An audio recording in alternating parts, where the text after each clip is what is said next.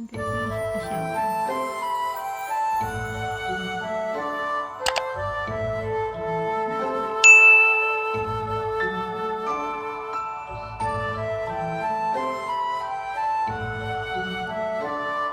Masya Allah.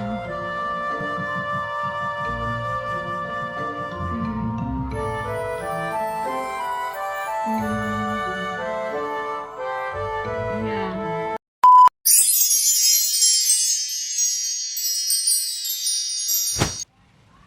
Assalamualaikum warahmatullahi wabarakatuh. Hello, my name is Yuni. I'm from Indonesia and I'm going to do reaction to Muslim comfort stories.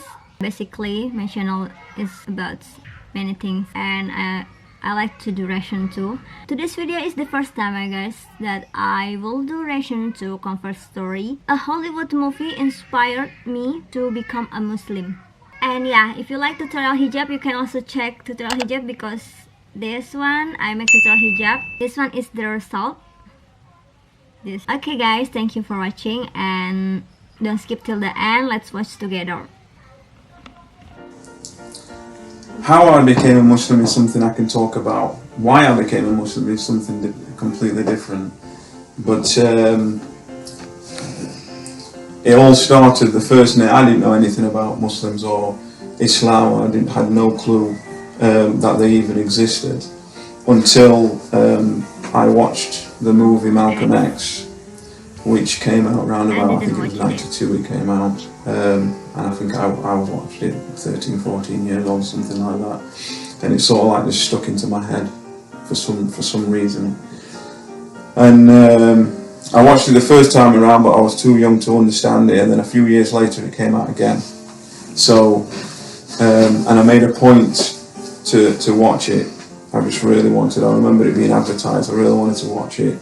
So I was actually going out, there was a function, a family function, and we had to go somewhere, and I actually cut it short to go home to make sure that I watched this. I just really wanted to watch it. What's funny is I'm actually just downloaded Malcolm X, his biography. Okay. So, alhamdulillah. Yeah, that's a good read. That's a very good read. But so yeah, so after that, there wasn't a direct influence. It was just something that once I'd seen it, it did resonate within me, and I kept it for quite a while. It was well, towards the back end of '96, I started to get a real passion for it, and really wanted to go further with it. Really, I don't know, there's something inside me that wanted to go with that side of things. Obviously, anybody who knows anything about the Nation of Islam will know that it's absolutely nothing to do with Islam itself. But I wanted to know that. I thought Islam, that was Islam. That's the only reference I had. So I started to get a little bit more into it, and in the thought process, not in actual physical research or anything like that, because there wasn't any, there was nothing available. Just for the audience, in terms, obviously, Malcolm X resonated you, but in terms of your background, what's your background? Yeah, so I'm a mixed race background of different nationalities, but I always associated myself with the African side, or West Indian side, which is my father's side. And I have a large family, and although there's mixture along the board, I always associated myself with that side. So obviously, in terms of roots, you want to learn more about that, and so that's probably why it clicked. It all clicked in the first place, to be fair. So once I started to get interested in all this sort of thing, I in January of '97.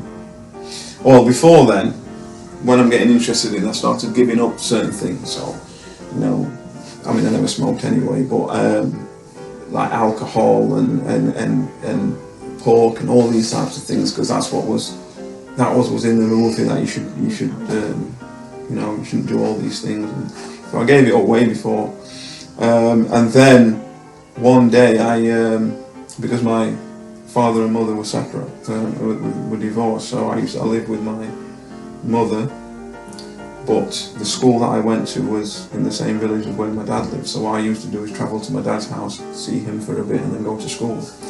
So one morning I travelled to my dad's house, and he always used to have the news on, always, in the morning before he went to work. And there was a news clip about a new mosque opening. I can't remember where it was. I think it was either Birmingham or Bradford, probably Bradford, because there's more mosques than houses in Bradford. So there was a new mosque, and what it showed, it was a really good clip, because what it showed was they had this Muslim girl talking for a few seconds about what it means to be a Muslim. I can't remember what she said. But what it did show also, it showed a nightclub in the evening, music and blah blah blah, and then it showed a masjid in the evening, you know, serenity. Next door to each other? No, two clips. Okay. So a clip of a nightclub and what goes off at night there, and a clip of a masjid and what goes off there. So it was like a difference between what we would call chaos and then serenity and peace and things like that. And that was it was a really good clip. And I was sat there and just overcome with, I have to become a Muslim. MashaAllah. Just from that, just sat watching this there. I did it, you know. And so that day I went to school, but I had because I was in the sixth form, so I had a free period, the first. So I went and got my registration and came straight back to my dad's house to look in the phone book. They had phone books in those days, for the address of the nearest mosque, so that I could just go there. I just wanted to become a Muslim. MashaAllah. So I tried to. The address, I didn't understand it told me the address, and when I looked for it, I couldn't find the mosque when I went to look, because I didn't know the area too well. It was near the town centre. This was in Doncaster, and I couldn't find it, so I went back home, and that's because obviously I'd not told anybody that, you know, I want to become a Muslim. So I used the opportunity to tell my mum I want to become a Muslim. I said to her, look, you know, I've decided that I'm going to become a Muslim. And she said to me, oh, it's a very strict religion. So first of all, I didn't even realise, I mean, I'd never heard of Islam, but she seems to know, you know, it's a very strict religion. And then she said, I'll phone the mosque for you to see if, you know, what you have to do, which, you know, I'm a bit surprised at, but then she phoned it, but, you know, typical in all masjids, nobody answered the phone. So I said, well, okay, I'll just go down on the weekend and I'll have another look to see if I can find it. So I went down, and I remember, because I must have caught the prayer time, because as I walked in, people were walking out. And I'll never forget, there's a guy, and his name's Dr. Shah. Obviously I didn't know that at the time, and he won't remember this, but, well, I don't even know if he's still alive, to be honest with you, because they were pretty old at that time. As he was walking out, he extended his hand to shake mine, and I didn't know what he was doing, so I just walked straight past him. And to this day I regret doing that. I wish I'd have, obviously he was giving me salam, but obviously that time I didn't know. So I just walked straight past him, and I walked into the masjid, and it's like a foyer there, and all the people had gone, but the imam was still hanging around. So he walked past me, so I'm just stood there where you take your shoes off, and he walked past. He didn't say anything. He just walked off into another room. So I just stood there, waited, didn't know what to do, and then he came back again, and he walked away again, and then he came back again, and he came back again with a piece of paper. So he gave me the piece of paper, so I'm looking at it, and it's just a chart with numbers on it. I didn't have a clue what it was.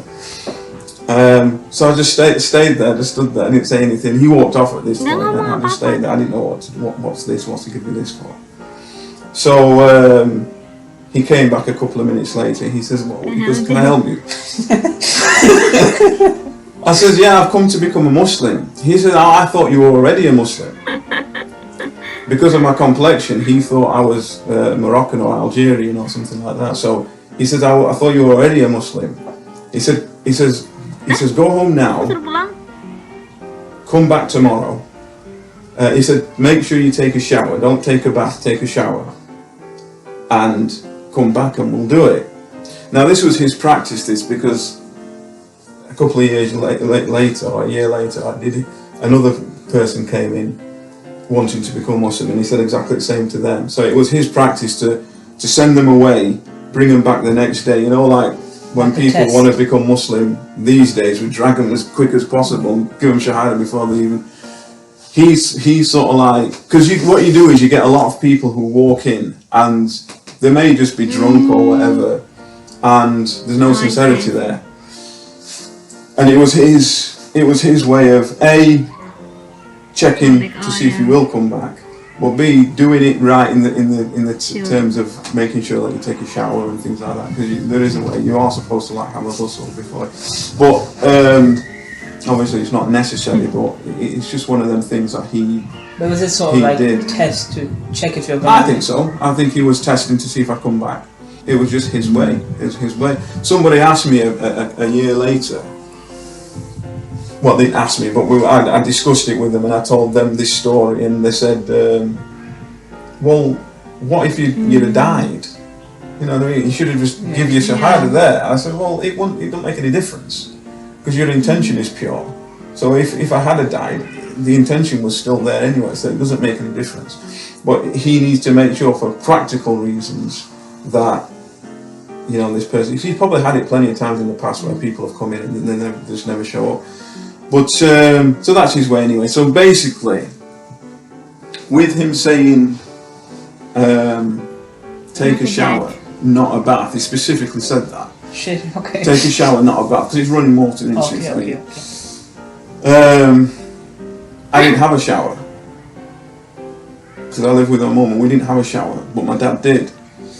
So me being, I was only 17 at the time, so I was just like, I wanted to follow it by the letter of the law. He said that, so I thought to myself, telling your mum you want to become a Muslim is one thing, but telling my dad is something completely different. And I wanted to avoid that confrontation, but I thought I'm going to have to go to his house to take a shower. Ergo, I'm going to have to tell him why I'm taking a shower. You don't just turn up at somebody's house, well, it's my dad's house, but and say, look, he's obviously going to ask why. And I was replaying it in my head all the time, and I said to him, look, so I got to the house and I said, I want to take a shower. He goes, why? And you know, everything I've replayed played in my head, how it's going to go, that's how it went, apart from the end. So he said, I said, look, I want to take a shower. He said, why? He says, I've decided I'm going to become a Muslim. Why? And he said, okay, go take a shower and then I'll take you to the mosque. Now, I know for a fact that he's against me becoming a Muslim. I didn't know it then, but I know it now. And he's never like disowned me or anything like that. And I have known other people who have been disowned. So it was a big surprise to me for him to say, I'll take you to the mosque. So I took the shower and everything, and he drove into the mosque, dropped me off, and I went in. The same imam was there, and he took me into a room, and somebody else was there as well, and then we went through the shahada, and also Surah Al-Fatiha as well, which I'm not quite sure why we did that, but we did it. And it was funny because in the Malcolm X film, he recites Surah Al-Fatiha while he's in the masjid. So obviously, having watched that film so many times, I'd actually already knew the pronunciation and everything of Surah Al-Fatiha. So when I said it, he was shocked, thinking well, you've said it almost perfectly. Obviously, I didn't tell him that I'd watched it and heard it, but and that was it. So the sheet of paper that he gave me at the beginning, when I wondered what's this, that was a Ramadan timetable because it was the first of Ramadan. So The first of Ramadan. When I accepted Islam, it was the first of Ramadan, and First Ramadan, Masya Allah. that was the story of that. And then from there, Masya Allah, tabarakallah. I just finished watching the video, and I think this video in part 1, maybe there is part 2 after this, maybe, I don't know, because it's just like he's not finished talking yet. This video only 13 minutes 56 seconds. Yeah, I like this story, Masya Allah, tabarakallah, and the parents allow him and support, Masya Allah, you know, the address of the mosque because of the mom, and also the father drive him to the mosque. That's so beautiful story. I'm happy, alhamdulillah. I'm so happy to watch this kind of videos like comfort story, even though this is the first time for me to do reaction for comfort stories, but actually I personally like to watch non-Muslim become a Muslim, non-Muslim say Shahada. Okay, that's all from me, and thank you so much for watching. See you on my next video, inshallah. Bye bye.